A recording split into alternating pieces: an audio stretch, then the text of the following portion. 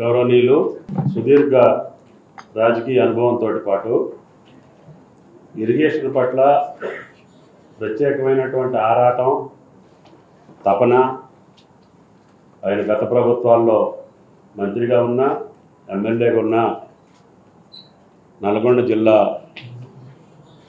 సర్వతోముఖాభివృద్ధిలో ప్రధాన పాత్ర వహించినటువంటి పెద్దలు గౌరవనీయులు మాట కఠినంగా ఉన్న పనిమంతుడు గడ్కరీ గారికి బాగా దగ్గర కాబట్టి ముఖ్యమంత్రి గారు R&B ఇచ్చారు.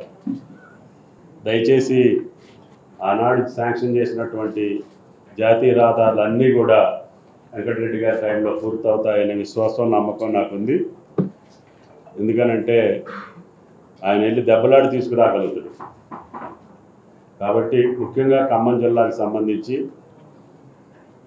నాగపూర్ నుంచి అమరావతి మీకు తెలుసు, చాలా వరకు టెండర్స్ పిలిచారు, పనులు జరుగుతున్నాయి. ఇంకా ఎక్కడైనా ల్యాండ్ ఎక్విజిషన్ ప్రాబ్లమ్స్ ఉంటే ఇమీడియట్గా సాల్వ్ చేసి అది పూర్తి చేసుకోవాల్సిన అవసరం ఉంది.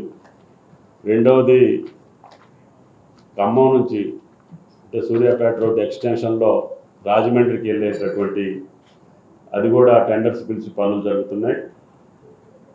అది మీ కాలంలో పూర్తి స్థాయిలో అమలు కావాలని, అదేవిధంగా కోదాడ టు కొరివి అది కూడా పనులు ప్రారంభించాం.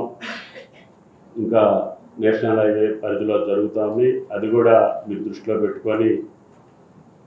రెండవది కొత్తగూడెం నుంచి ఒలిగొండ అది మీకు కూడా సంబంధించింది, మీరు కూడా శాసనసభలో అడిగారు నేనున్నప్పుడు, అది కూడా శాంక్షన్ చేసుకున్నాం.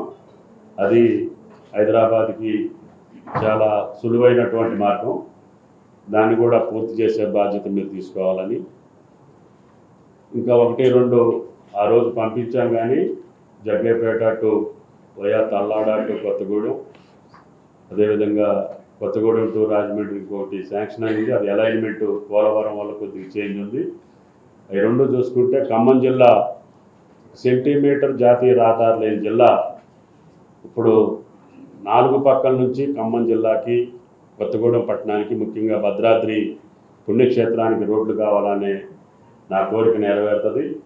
కాబట్టి సీనియర్ మంత్రిగా మీరు ఖమ్మం జిల్లా ఇన్ఛార్జి మంత్రిగా R&B మంత్రిగా వాటిని పూర్తి చేయాలని, అదేవిధంగా ఇరిగేషన్ పట్ల మీకున్నటువంటి తపన నాకు తెలుసు. శ్రీనివాసరెడ్డి గారు, నేను, బట్టి గారు గోదావరి జలాల యొక్క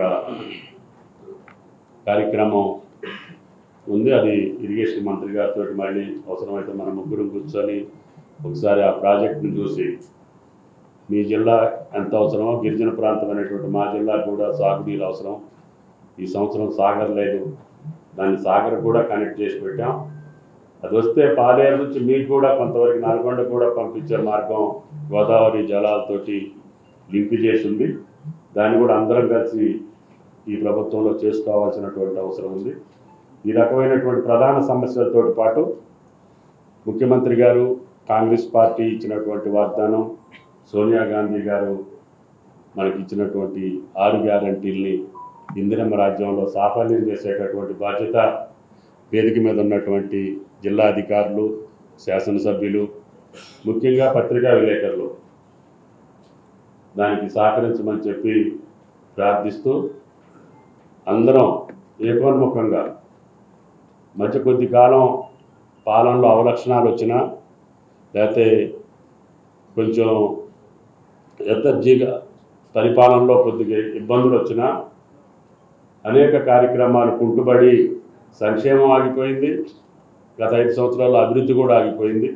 వాటినన్నింటినీ కొనసాగించుకొని ఖమ్మం జిల్లా ప్రగతి పదంలో మళ్ళీ రాష్ట్రంలో నెంబర్ 1 జిల్లాగా ఉండేదానికి మా అందరి ప్రయత్నం ఉంటుందని చెప్పి విజ్ఞప్తి చేస్తూ, దానికి సహకరించమని చెప్పి మిమ్మల్ని అందరినీ ప్రార్థిస్తూ సెలవు. Thank you.